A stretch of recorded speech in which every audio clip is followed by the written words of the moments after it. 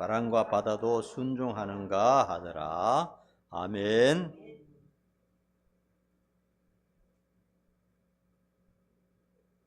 오늘 주일 주신 하나님께 감사드립니다. 한번 이렇게 합시다.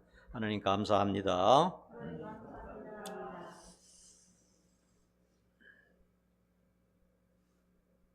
교회 아이들 소리가 나니까 참 생기가 있는 것 같아요. 교회가 살아있는 것 같습니다. 기적 같은 역사입니다. 또 우리 다른 분들도 좀 분발해서 한번 시도해 보시기 바랍니다. 그래서 아이들이 꽉 차는 그런 교회가 되었으면 좋겠다 생각합니다. 요한복음 강의를 하다가 계속하면 또 조금 지루하니까 오늘은 풍랑을 만났을 때 이런 제목으로 말씀을 나누도록 하겠습니다. 우리가 살아가다 보면은 풍랑을 만날 때가 있어요. 알게 모르게 풍랑을 만날 때 주님 안에서 어떻게 대처하는 것이 지혜로운 것인가, 또 풍랑이라고 하는 것은 다 나쁜 것만은 아니다 하는 것을 알아야 되겠습니다. 며칠 전에 지난주에 제가 파란만장한 한 인생의 자서전을 5시간 만에 읽었습니다.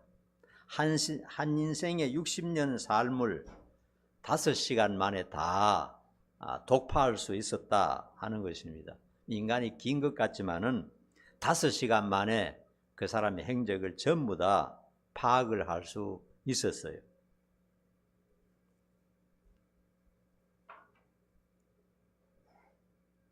그리고 인생들을 한번 생각해 보았습니다. 인생마다 삶의 정도의 차이는 있지만은 고난과 영광이 겹친다 하는 것을 깨닫게 되었습니다. 다 아는 것이지만은요. 좋은 일이 있을 때는 영원히 행복할 것 같고, 또 나쁜 일이 있을 때는 영원히 불행할 것 같지만은, 이게 한평생을 두고 이렇게 글을 적어 보면은 좋은 일도 있고 슬픈 일도 있고 기쁜 일도 있고 나쁜 일도 있고 이렇게 겹치는 것을 볼 수가 있습니다. 모든 사람이 다 대동소이하다고 생각이 됩니다. 그 사람이 이제 5살 때 이야기인데, 5살 때 어릴 때부터 엄마 손잡고 아주 어릴 때부터 엄마 손잡고 교회를 다녔습니다. 마포에 있는 교회에 다녔는데, 그때 당시에, 지금은 마포가 발전했지만 그때는 마포가 그냥 달동네였습니다. 마포에 있는 조그마한 개척교회, 판자교회를 다녔어요. 지금은 굉장한 교회입니다. 그리고 이제 그 교회에서 쭉 자라나면서 35살이 되었을 때 이제 장로가 되었고 수석 장로까지 한 그런 사람입니다. 그런데 그가 5살 때에 의지하던 엄마가 갑자기 죽었어요. 상녀가 나갈 때 철을 모르니까 사람들이 막 모이고 이렇게 하니까 뭔가 좋은 일이 있나 해서 5살 때 자기 기억으로는 노래를 불렀다는 겁니다. 엄마가 죽은 줄도 모르고. 5살 때까지는 그래요. 그런데 한 7살쯤 되면 이제 조금 철이 들거든요. 세월이 지나도 보니까 그 사랑하는 엄마, 품에 의지하던 엄마가 돌아오지 않는 겁니다. 그리고 그때 아차 이제 생각되는 것이, 엄마가 다시는 돌아올 수 없는 길로 가버렸구나 하는 것을 깨닫게 되고, 그 사랑하는 엄마를 그리워하면서 한없이 계속 울면서 자랐다 하는 얘기입니다. 그 이후로 술로 세상을 보내던 아버지는 어떻게 재혼을 했는데, 굉장히 자식이 많은 여성과 재혼을 해서 갑자기 가족이 10명으로 불어났다는 겁니다. 돈도 하나도 없는데. 그래서 단칸방에 10명이서 잠을 자는데 칼잠을 잤다 하는 것이에요. 그리고 그는 어린 시절부터 대학 다닐 때까지 음식을 먹을 때보다도 굶을 때가 훨씬 많았다고 합니다. 하루에 한 끼 먹으면 잘 먹었다 할 정도로. 그리고 학교에 가서는 다른 애들은 도시락 먹고 하는데 자기는 수도가에 가서 물을 마시고 산에 가서 누워서 그렇게 허기를 달래고 괴로워하고 엄마를 그리워하면서 엄마가 있었으면 이렇지 않을 텐데 그런 슬픈 생각을 하면서 지냈다고 합니다. 그런데 이제 몇몇 친구들, 이제 가난한 친구들께 모여서 우리가 배가 고프고 이렇게 인생 막장인데 공부밖에는 살 길이 없다. 애들하고 몇 명이 모여서 그런 생각하는 게 참 중요하죠. 그래서 우리 열심히 한번 공부해보자. 죽도록 한번 공부해보자. 배는 고프지만은 공부 한번 해보자. 그렇게 해서 열심히 공부를 해서 그때 당시에 최고 학교 고대 법대에 입학을 했다는 겁니다. 그러니까 굉장히 어려운 일도 있었는데 고대 법대에 입학하고 보니까 또 얼마나 또 영광스럽습니까? 그러니까 괴로운 일과 영광스러운 일이 이게 교차된다는 뜻입니다. 그리고 열심히 알바도 했습니다. 그때는 명문대학이라 그러면 알바도 할 수 있어요.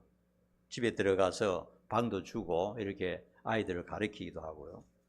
근데 고시 시험을 제대로 치지 못하고 문제가 있어가지고 그래서 공군 장교로 입대하게 되었다 하는 것입니다. 근데 그는 너무 슬픈 그런 사연을 가지고 마음은 슬프지만은 이렇게 슬프게 살아서는 안 되겠다 하는 그런 각오를 하고 어떻게 하든 웃고 또 남을 웃기는 그런 사람이 되어야 되겠다 결심을 했다는 겁니다.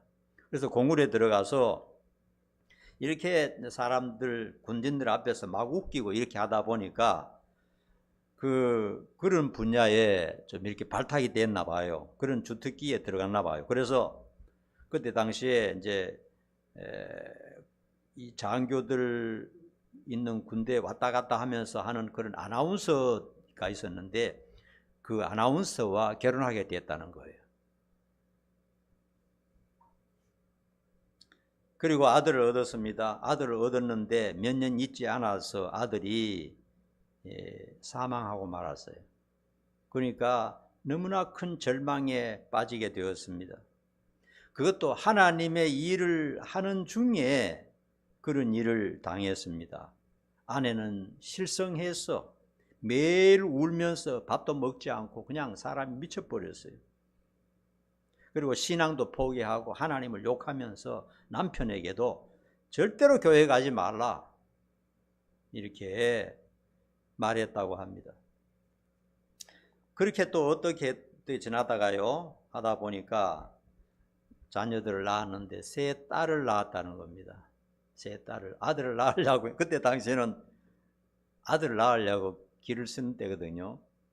아들 주십시오 하고 기도했는데 또 딸 낳고 세 번 계속 딸 낳아서 딸만 셋을 낳았다는 겁니다.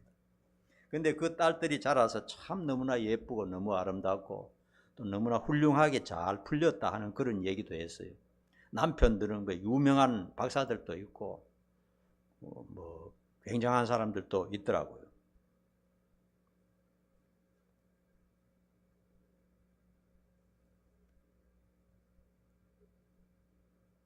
그리고 그는 이제 방송국의 요즘으로 말하면 예능 프로의 연출가가 되었습니다.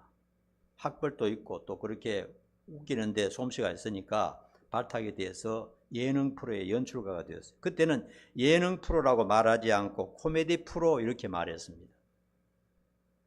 그래서 그가 하는 모든 프로가 대히트를 쳐서 유명해졌습니다. 우리도 그때 이제 10대, 20대를 겪어온 사람들이거든요. 그때 코미디언들은 진짜 유명했습니다. 요즘 코미디언들은 너무 시시해요. 그때 당시에 구봉섭, 배삼룡, 서영춘 이런 사람 나오면 막 배꼽을 잡고 웃습니다. TV 틀면요, 그들이 나와서 TV 틀면 다른 프로가 별로 없으니까 60%, 70%, 막 100% 이렇게 그 애청을 하는 그런 프로였죠. 전성기를 맞이했습니다.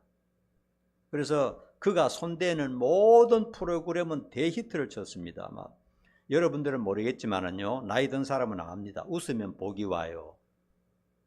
코미디 전망대, 부부 만세 이런 예능 프로였는데 그런 프로에서 큰 성과를 거두었습니다. 그러니까 그의 가정은 다시 웃음꽃이 피고 행복하게 되었습니다. 그런데 또 문제가 생겼습니다. 방송국과의 갈등 때문에 방송을 그만둘 수밖에 없었어요. 그래서 아내의 제안으로 여기서는 더 이상 못 살겠다. 미국으로 이민 가자. 그래서 이민 갔습니다. 그런데 이민 가서 어떻게 하다 보니까 식당을 했는데 식당을 해서 큰 성공을 거두었다는 겁니다.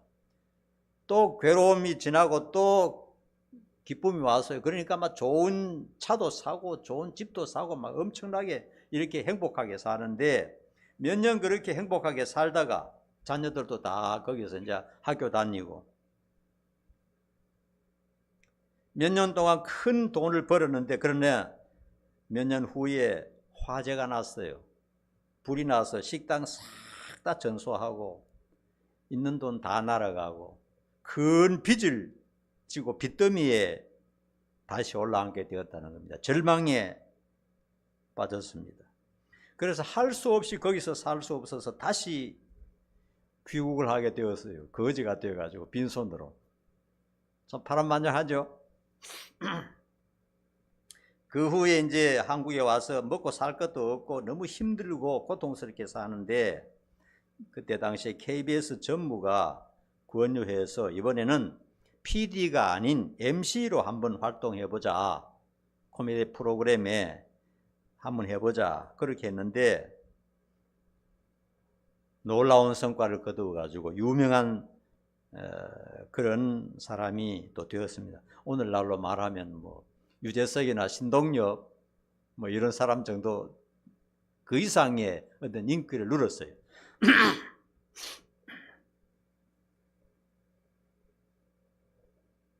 그러던 중에 또 이렇게 행복하고 잘 나가던 중에 병원에 가서 검사를 했는데 간암 판정을 받았다.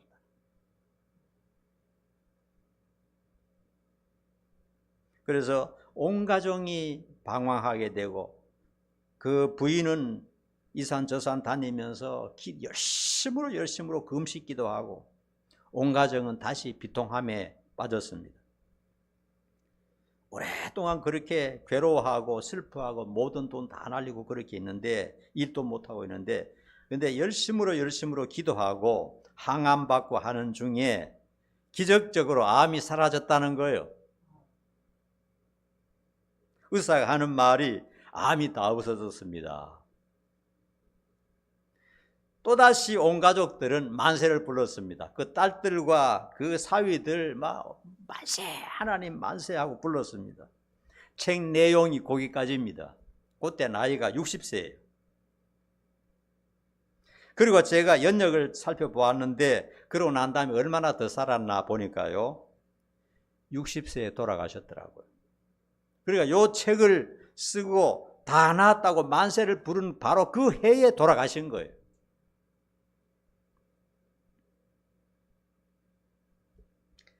이것을 보면서 인간의 한 생이 정도는 차이는 있으나 이런 굴곡을 다 겪게 된다 하는 것을 알 수가 있어요.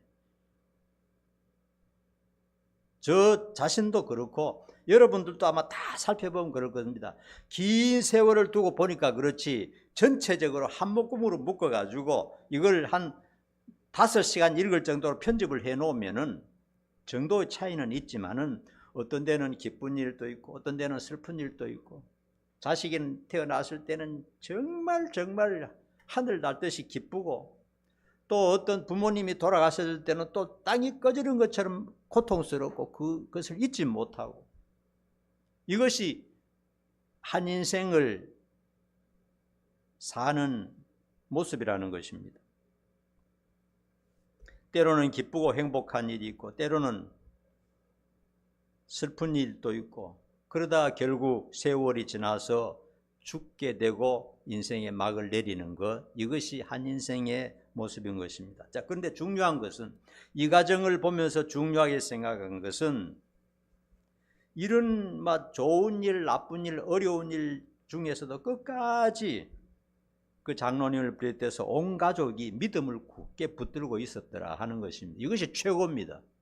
믿음을 붙들고 있으면 어떤 상황이 오든지 좋은 일이 있든지 나쁜 일이 있든지 상관없이 그 가정은 성공하는 것이고, 믿음이 없는 가정은 그 전부 고통으로 끝난다 하는 것을 알 수가 있습니다. 자, 오늘 성경 말씀 한번 봅니다. 첫 번째로는 주님을 모신 배에도 풍랑이 왔더라 하는 것입니다. 알고 보면, 겪어보면 모든 사람, 모든 가정에 역경이 있다는 것은 사실입니다. 정도의 차이는 있겠지만 역경이나 환란이 전혀 없는 사람은 없습니다. 우리가 생각할 때는 저 돈 많은 부자, 저 큰 기업을 하는 사람, 저렇게 높은 장관의 자리에 있는 사람은 걱정거리가 없을 것이라고 생각하지만요, 조금 더 깊이 들어가 보면 우리보다 별반 다를 것이 없는 여러 가지 고민과 걱정, 근심으로 살고 있다는 것을 알 수가 있어요. 특히 믿는 사람에게는요, 어쩌면 역경이 우연이 아니고 필수 과정이라고 할 수도 있습니다. 믿는 성도들에게 역경은 필수적인 과정이라 하는 것을 기억을 하셔야 됩니다. 그렇게 하는 것이 좋아요. 역경 없이요, 인간 안 돼요. 저나 여러분이나 얼마나 고집이 세고 아집이 세고 어떤 습관에 빠지면 거기서 못 빠져나오고요, 인간 안 됩니다. 인간 안 돼요. 그러므로 하나님께서는 간단한 이런 역경의 방법을 통해서 자기의 자녀들로 만들어 나가시는 겁니다. 하나님은 지혜로우신 분이에요. 그러므로 역경이 왔을 때 너무 낙심에 빠지면 안 되는 겁니다. 믿지 않는 사람들에게는 역경이 우연이고 재수 없어서 그렇다고 할지 몰라도 믿는 성도들에게는 필수 과정이라는 것을 생각하는 것이 중요합니다. 본문에서 보면요, 예수님과 제자들은 배를 타고 건너편으로 항해하고 있었습니다. 전날에 많은 기적을 베푸셨고 병을 고치시고 말씀을 전하셨습니다. 그때 제자들은 막 그냥 흥분하고 기분이 들떠서 미칠 지경이었습니다. 야, 우리가 정말 좋은 스승을 만났다. 이런 식으로 나간다면 우리는 전부 부자 되고 우리는 전부 인기가 있고 하늘을 찌를 것이다. 저런 분이 아마도 앞으로 정권을 잡게 될 것이고 우리는 전부 장관 한 자리 한다. 이런 그냥 흥분에 쌓여 있었습니다. 그래서 가만히 있지 못하고 그냥 배를 타고 갑니다. 배를 타자마자 주님은 피곤해서 주무셨어요. 깊은 잠에 빠지셨어요. 그런데 말씀해 보니까요, 풍랑이 얼마나 심했는지 배 전체에 물이 덮였다 그랬어요. 이 정도 되면 배가 침몰할 수 있거든요. 그래서 제자들은 바다에서 뼈가 굵은 사람들인데 이런 풍랑이 오면 이게 배가 뒤집어져서 침몰하게 되고, 갈릴리 바다는 호수인데 바다라고 말합니다. 워낙 크기 때문에 깊이가 수백 미터 되거든요. 빠지면 살아남지 못하는 겁니다. 그렇게 주님이 계신 배에도 풍랑이 몰아쳤더라는 사실을 알 수가 있습니다. 그들은 죽음의 위기에 직면하고 말았습니다. 아무것도 보이지 않았습니다. 이런 위기를 당하고 보니까 자기가 감당하지 못할 죽음의 위협을 당하고 보니까 아무것도 생각이 나지 않았습니다. 모든 인생, 모든 가정은 예외 없이 고난을 당하면서 살아가고 있습니다. 저나 여러분이나 예외 없이 어떤 난모를 고난들이 있다는 것을 알 수가 있습니다. 그러면 남의 가정에 대해서 함부로 얘기할 수가 없어요. 저 가정은 왜 저러지? 저 가정은 왜 저렇게 못해? 그렇게 할 수가 없는 것입니다. 하나님께서 어떤 역사를 그 가정에 일으키고 있는지 모릅니다. 그래서 신앙생활을 하는 가정도 예외가 아니라는 사실입니다. 두 번째 주님께서 이제 어찌하여 무서워하느냐 믿음이 적은 자들이 이렇게 말씀했습니다. 주님은 혼란스러워하고 두려워 떠는 제자들을 향해서 믿음이 없다고 책망하셨어요. 능력의 주님이 곁에 계심을 그들은 믿지 못했던 것입니다. 여러분, 우리도 그런 경우가 많습니다. 여러분, 성경에 나타난 기적을 믿습니까? 안 믿습니까? 다 믿죠? 모세가 바다를 갈랐다는 거 믿습니까? 안 믿습니까? 이건 믿을 수 없는 얘기거든요, 상식적으로. 어떻게 바다가 갈라집니까? 말도 안 되는 소리죠.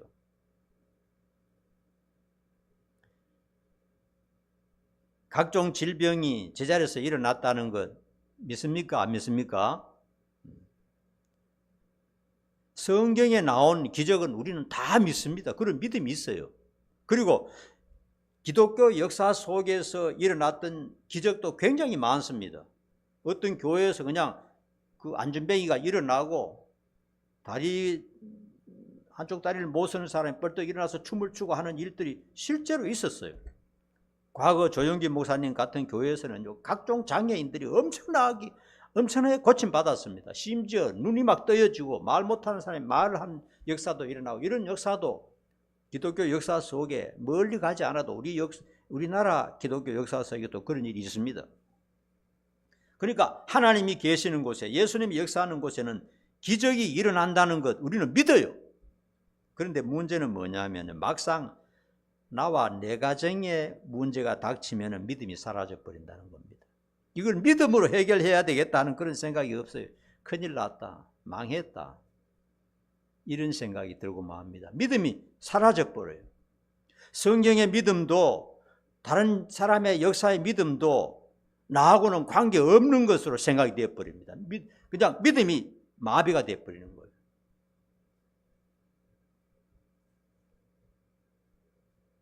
감리교 창시자 존 웨슬레는 아주 유명한 복음 전도자입니다. 배로 전도 여행을 떠날 때였습니다. 바다에 태풍이 일어나서 살아날 가망성이 전혀 없었습니다. 옛날에는 그냥 배가 조그만했지 않습니까? 풍랑을 만나면 거의 다 빠져 죽는 겁니다. 그래서 우왕좌왕하고 크게 낙담해서 기도도 믿음도 다 사라지고 말았습니다. 그런 와중에 어디선가 찬송 소리가 들려오는 겁니다. 이 큰 바다 풍랑 속에 찬송 소리가 들려와서 도대체 무슨 소린가 하고 살금살금 엉금엉금 기어서 찾아가 보았더니 한쪽 구석에서 남녀 여러 명이 모여가지고 편안한 모습을 하고 찬양을 하고 있었어요. 그래서 웨슬레는 하도 참 이상해서 당신들은 사방이 다 막혀서 이런 죽음을 목전에 두었는데 어떻게 찬양이 나옵니까? 했더니 그 사람들이 하는 말이, 모든 길이 다 막혔지만 한번 보십시오. 하늘로 향한 길은 열려 있지 않습니까? 우리는 하나님을 믿는 사람들이고 하나님은 우리 아버지입니다. 하나님은 전능하신 분입니다. 그러므로 죽어도 살아도 상관없이 우리는 계속 하나님을 찬양하고 영광을 돌릴 것입니다. 그 소리를 들은 웨슬레는 충격을 받았습니다. 야, 이게 믿음이구나. 고난과 어려움이 닥칠 때 좌절하고 낙심하는 것은 참 믿음이 아니야. 생명의 위협이 오고 내 목숨이 지금 끊어질 경각에 있어도 하나님을 믿으면서 찬양할 수 있는 그것이 바로 믿음이다 하는 것을 깨닫고 정말 성령의 불길을 온 세계에 지핀 그런 사람으로 변화되었던 것입니다. 여러분, 참된 믿음은 뭡니까? 역경의 때에 판가름이 난다는 겁니다. 참된 믿음은 성경에 보면 두 가지로 나타난다 그래요. 한 가지는 일이 잘 될 때도 교만하지 않고 자랑하지 않고 변함없이 하나님 앞에 엎드려 기도하는 사람.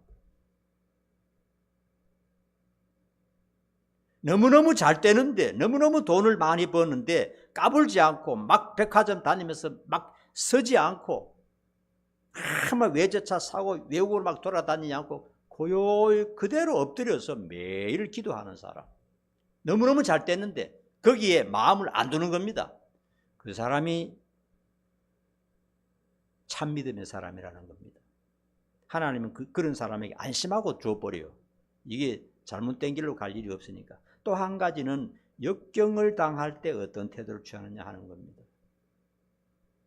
환난의 때, 역경의 때, 고난의 때, 몸이 많이 아플 때, 불화가 있고 가정이 어려울 때, 그때 어떤 생각, 어떤 마음, 어떤 태도를 가지는가 보면서 믿음의 척도를 알 수 있다는 겁니다.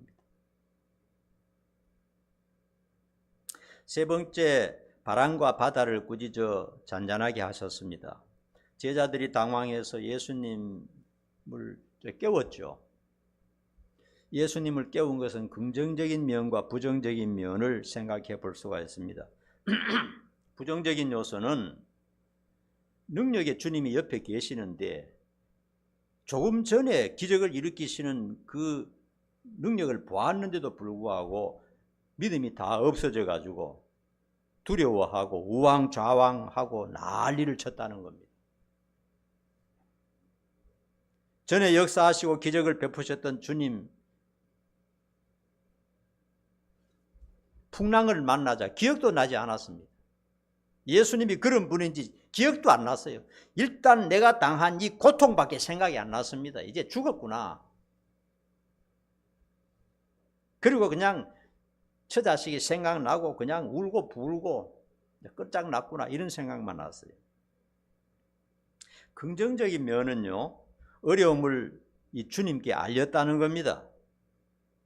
어느 정도의 해결책을 생각했다 하는 것이죠. 주님 왜 주무십니까? 우리가 죽게 되었는데요. 빨리 일어나서 주님을 깨웠다는 겁니다. 그런데 주님을 깨운 것도 이 믿음을 가지고 깨운 게 아니고요.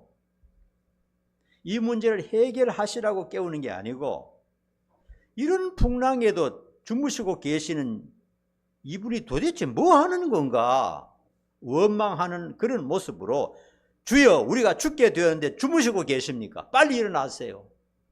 그렇게 했다는 겁니다. 그래서 그들의 마음을 지배하는 것은 죽을까 하는 두려움이었습니다. 풍랑이 몰아닥쳤을 때 죽겠다 하는 그런 두려움뿐이었다 하는 것입니다.